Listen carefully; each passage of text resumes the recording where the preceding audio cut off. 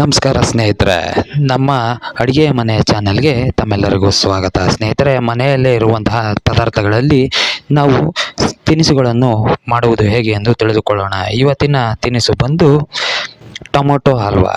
ಬನ್ನಿ ಸ್ನೇಹಿತರೆ, ಇದಕ್ಕೆ ಬೇಕಾಗಿರೋ ಪದಾರ್ಥ 3 ಟೊಮೊಟೊ, ಬೆಲ್ಲ, ಬೇಬಿ ಕಾರ್ನು. ಟೊಮೊಟೊ ಜ್ಯೂಸನ್ನು ನಾವು ಮೊದಲಿಗೆ ರೆಡಿ ಮಾಡ್ಕೊಳ್ಬೇಕು ಸ್ನೇಹಿತರೆ. ಟೊಮೊಟೊವನ್ನು ರುಬ್ಬಿ ಅದನ್ನು ಸೋಸಿ ನಾವು ಜ್ಯೂಸನ್ನು ರೆಡಿ ಮಾಡಿಕೊಂಡು ಇಟ್ಕೊಳ್ಬೇಕು.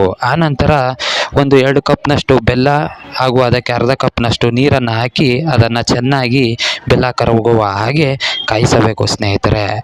ಅದು ಬೆಲ್ಲ ಕರಗಿದ ನಂತರ ನೋಡಿ, ಬೆಲ್ಲ ಕರಗಿದ ನಂತರ ಪಕ್ಕದಲ್ಲಿ ಒಂದು ಅದನ್ನು ಸೋಸಬೇಕು ಜಾಲರಿಯಲ್ಲಿ. ಯಾಕೆಂದರೆ ಬೆಲ್ಲದಲ್ಲಿ ಕಸ ಇರುವುದರಿಂದ ಅದನ್ನು ಸೋಸಿ ಇಟ್ಕೊಂಡು ನಂತರ ನಾವು ತಯಾರಿಸಿದ ಟೊಮೊಟೊ ರಸವನ್ನು ಒಂದು ಪಾತ್ರೆಯಲ್ಲಿ ಹಾಕಿ ಚೆನ್ನಾಗಿ ಕಾಯಿಸಬೇಕು ಸ್ನೇಹಿತರೆ. ಆನಂತರ ಬೇಬಿ ಕಾರ್ನ್, ಒಂದು ಅರ್ಧ ಕಪ್ನಷ್ಟು ಬೇಬಿ ಕಾರ್ನ್ ಮತ್ತು ಅರ್ಧ ಕಪ್ನಷ್ಟು ನೀರನ್ನು ಹಾಕಿ ಗಂಟು ಬರದ ರೀತಿ ಚೆನ್ನಾಗಿ ಕಲಸಿಟ್ಕೊಳ್ಬೇಕು ಸ್ನೇಹಿತರೆ.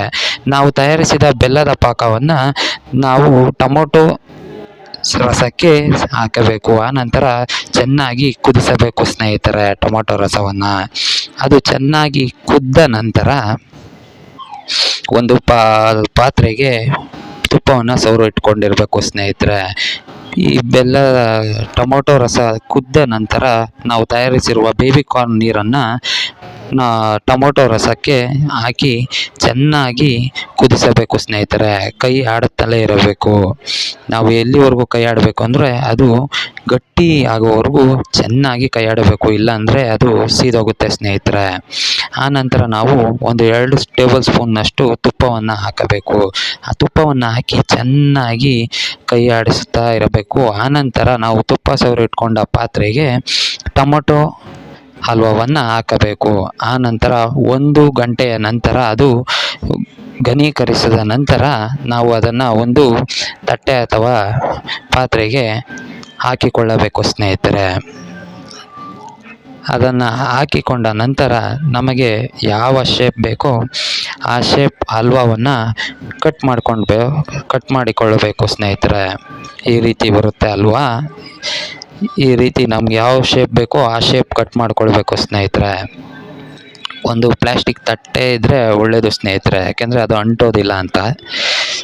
ನೋಡಿ ಸ್ನೇಹಿತರೆ, ಈ ರೀತಿ ಕಟ್ ಮಾಡಿಕೊಂಡು ಹಲ್ವಾವನ್ನು ತಯಾರಿಸಬೇಕು. ಈ ರೀತಿ ಕಟ್ ಮಾಡಿದ ನಂತರ ಒಂದು ರೀತಿಯ ಬೇರೆ ಪಾತ್ರೆಗೆ ತಟ್ಟೆಯಲ್ಲಿ ಅದನ್ನು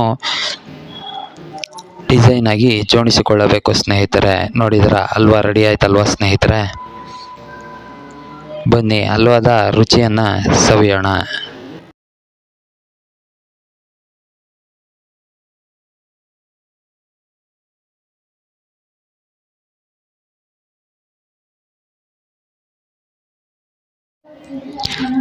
ಬನ್ನಿ ಸ್ನೇಹಿತರೆ, ಬಿಸಿ ಬಿಸಿಯಾದ ಟೊಮೊಟೊ ಹಲ್ವಾ ರೆಡಿ. ಹಲ್ವಾ ಹೇಗಿದೆ ಅಂತ ತಿಂದು ನೋಡೋಣ ಸ್ನೇಹಿತರೆ. ಬನ್ನಿ ಸ್ನೇಹಿತರೆ.